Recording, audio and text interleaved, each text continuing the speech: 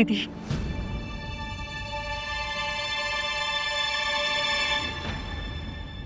क्या बात है सत्तू, आज इतनी खुश दिख रही हो?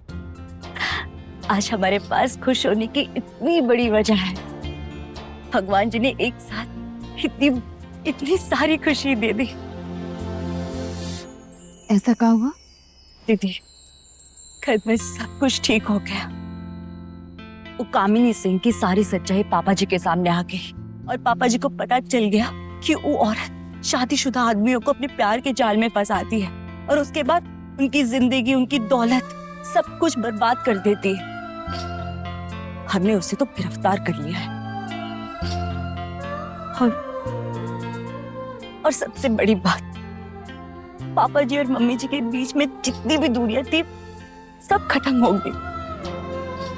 पापा जी को अपनी गलतियों का एहसास हो गया।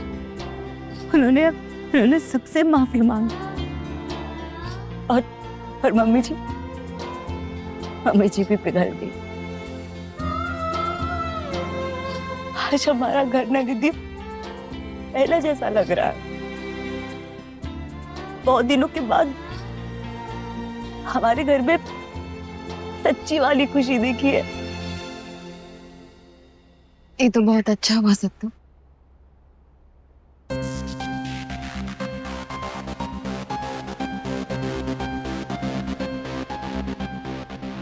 दीदी, अब तुम बताओ, तुम्हें भी हमसे कुछ जरूरी बात करनी थी ना? हाँ, वो हम दीदी देखो, डराओ मत, बताओ क्या बात है। सत्तू, हमसे बहुत बड़ी गलती हो गई। गलती? कौन सी गलती? पायल को पहचानने की गलती। हम समझते रहे कि वो बेचारी बीमार है, मासूम है, लेकिन हम गलत निकले। मतलब? वो बेचारी वो बचपना, वो सब कुछ नाटक था सत्तू। पायल हम सबको धोखा दे रही थी।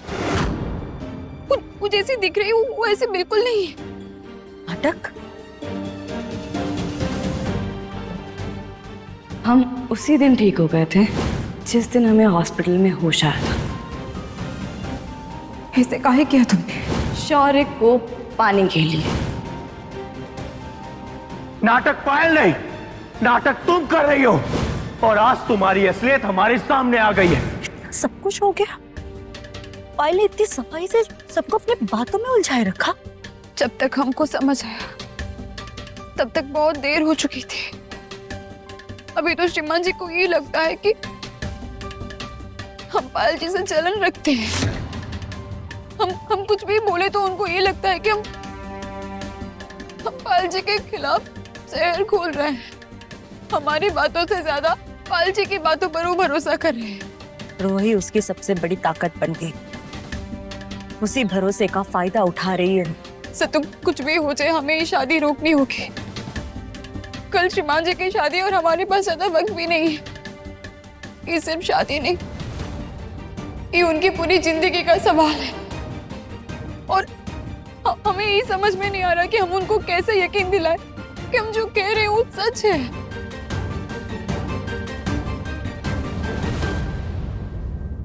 दीदी, हर बार सच हारता हुआ जरूर दिखता है, लेकिन सच कभी हारता नहीं है। हमारे घर की जंग तो हमने जीत ली, अब बारी है तुम्हारे घर को टूटने से बचाने की।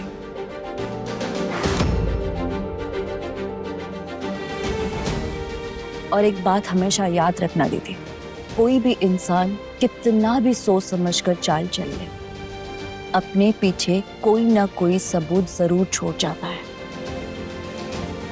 पायल भी कोई अलग नहीं है दीदी, उसने भी कोई ना कोई कहीं ना कहीं चुप तो जरूर की होगी और हमें उसी चुप तक पहुंचना है।